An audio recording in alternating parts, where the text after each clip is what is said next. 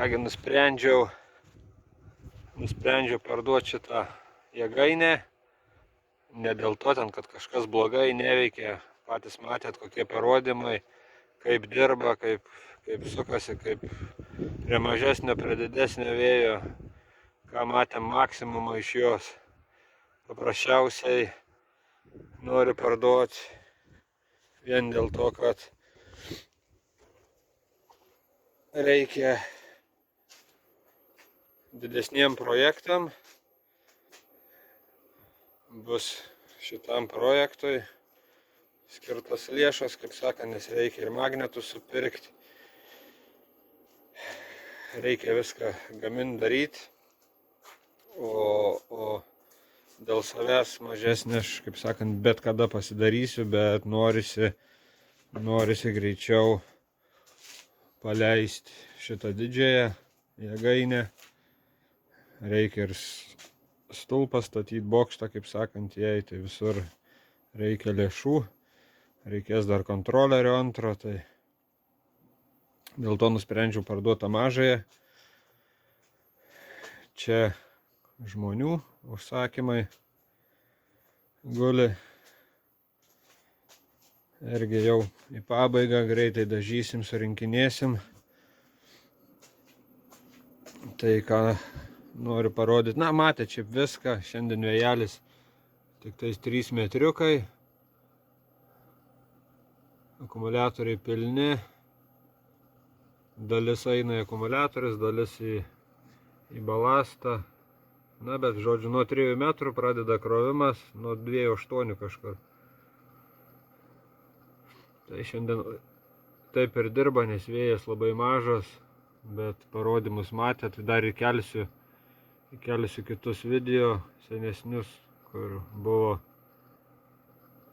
normalus geras vėjas, kaip sakant, ką išdavė maksimumą, ką nesitikėjom. Šiai buvo deklaruota kaip kilovatinė, bet 1,5 kilovatą duoda drąsiai ir buvo net prie 670 ūkių, net 2,5 kilovatų. Žodžiu, jėgainė dirba puikiai. Ir jokių problemų. Atlaikė ir beveik 700 ūkių, nors aš tą ir žinojau, nes su tokiu sraigtu metaliniu esu ir 1000 ūkių matęs. Jos biškiai stipresnės už plastikinės, nes plastikinės turi savybę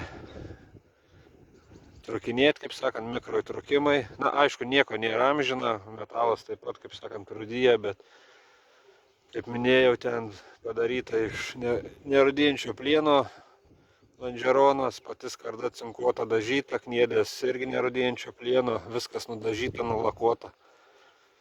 Uodega nulenkianti su elektrinė.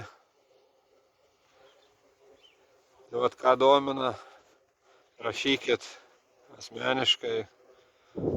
Kaina tikrai nėra didelė, atiduosiu truputėlį pigiau negu, sakykime, būtų daryta pagal užsakymą.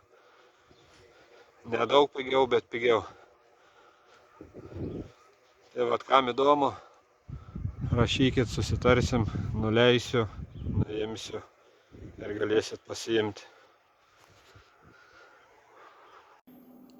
Iš karto dar noriu pridurti, kad jėgainė parsiduoda tik pati jėgainė, be jokio stulpo, be jokių kontrolerių, be jokių akumuliatorių ir taip toliau, nes daug žmonių galvoja, kad čia su visų bokštų, su visais kontroleriais, net su akumuliatoriais parduodama už tokią kainą.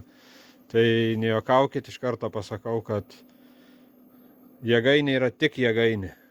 Be jokio stulpo, be jokių kontrolerių, ten, be jokių akumuliatorių, be nieko.